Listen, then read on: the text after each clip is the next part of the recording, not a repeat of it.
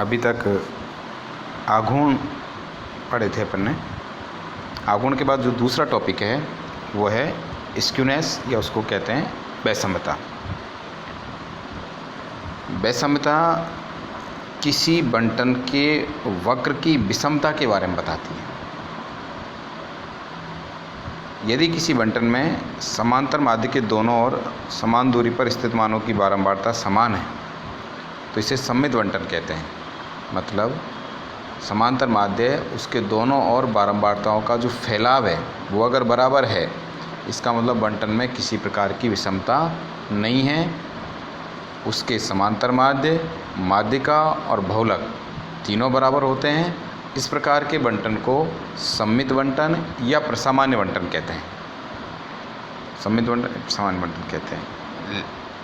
लेकिन यदि बंटन के समांतर माध्य, माध्यिका और बहुलक तीनों समान नहीं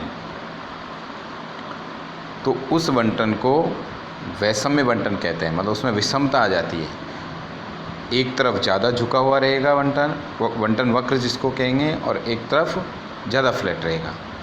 तो इस तरह से अगर माध्य, माध्यिका और बहुलक समान नहीं हो तो उस बंटन को वैषम्य बंटन कहते हैं। और उस किसी बंटन में ये यूँ कह सकते हैं, किसी बंटन में अगर सममिति का अभाव हो, मतलब सममिति नहीं हो, तो वैषम्यता बंटन या उसको वैषम्यता बंटन वक्र कहते हैं। वैषम्यता दो प्रकार की होती है, एक तो धनात्मक वैषम्यता और एक ऋणात्मक वैषम्यता। धनात्मक वैषम्यता यदि समांतर माध्य माध्यिका से बड़ा हो और माध्यिका बहुलक से बड़ी हो तो बंटन में धनात्मक वैषम्यता कहलाती है। इसका अपोजिट है, यदि समांतर माध्य कम हो, उससे बड़ी माध्यिका हो और सबसे बड़ा बहुलक हो तो ऐसा बंटन ऋणात्मक वैषम्य कहलाता है। वैषम्यता को मापने के लिए यहाँ पर 3 फॉर्मूले दिए हुए हैं। पहला जो फॉर्मूला है वो है पियर्सन का वैषम्य माप। तो पियर्सन ने वैषम्यता का माप समांतर माध्य, माध्यिका, बहुलक और मानक विचलन के आधार पर फॉर्मूले दिए हैं उसने। तो पियर्सन का वैषम्य गुणांक का फॉर्मूला पहला है, वैषम्य गुणांक equals to x bar minus m0 upon sigma. ये बहुलक के रूप में, माध्यिका के रूप में भी इसको कन्वर्ट कर सकते हैं। ये वैषम्य गुणांक हो जाता है 3 ब्रैकेट में X bar minus M E upon sigma. Symbols पता ही है, एक्स बार यहाँ पर समांतर माध्य है, एम ई यहाँ पर माध्यिका है, सिग्मा यहाँ पर मानक विचलन है। ये तो पियर्सन ने दिया इसको मापने का।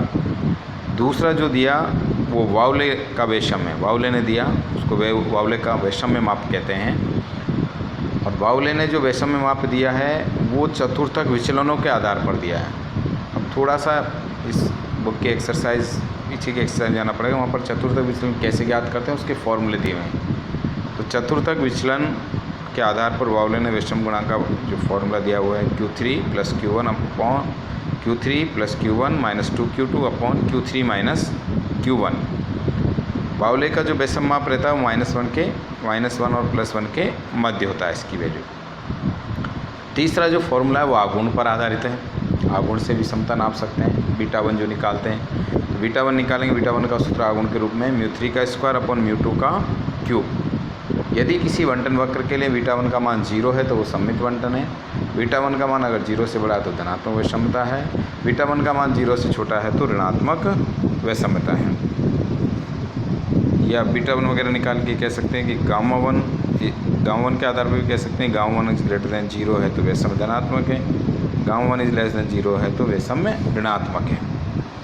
विषमता के बाद में, स्क्यूनेस के बाद में आता है ककुतता, या इसको कहते हैं क्रोटोसिस।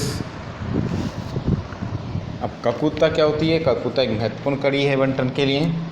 तो ककुतता एक तरह से वक्र के शीर्ष के बारे में बताती है कि वक्र के शीर्ष का जो माप होता है वो ककुतता कहलाती है।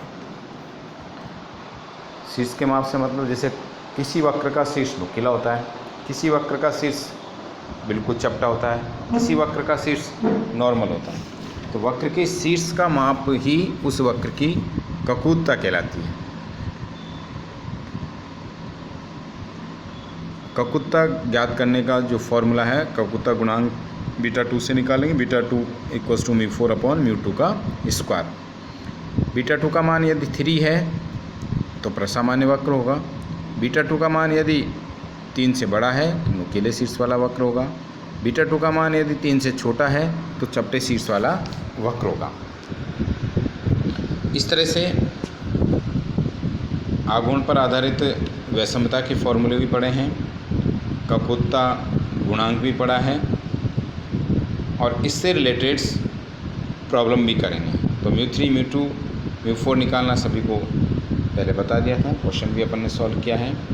और जो असाइनमेंट में एक क्वेश्चन दिया था जिसमें वैषम्यता पूछी गई थी, उसका फॉर्मूला पहले नहीं पढ़ा था, तो ये फॉर्मूला मैंने बता दिया, तो इसके आधार पर उस क्वेश्चन को सॉल्व कर सकते हैं। फिर भी यदि कोई प्रॉब्लम हो तो शेयर कर सकते हैं।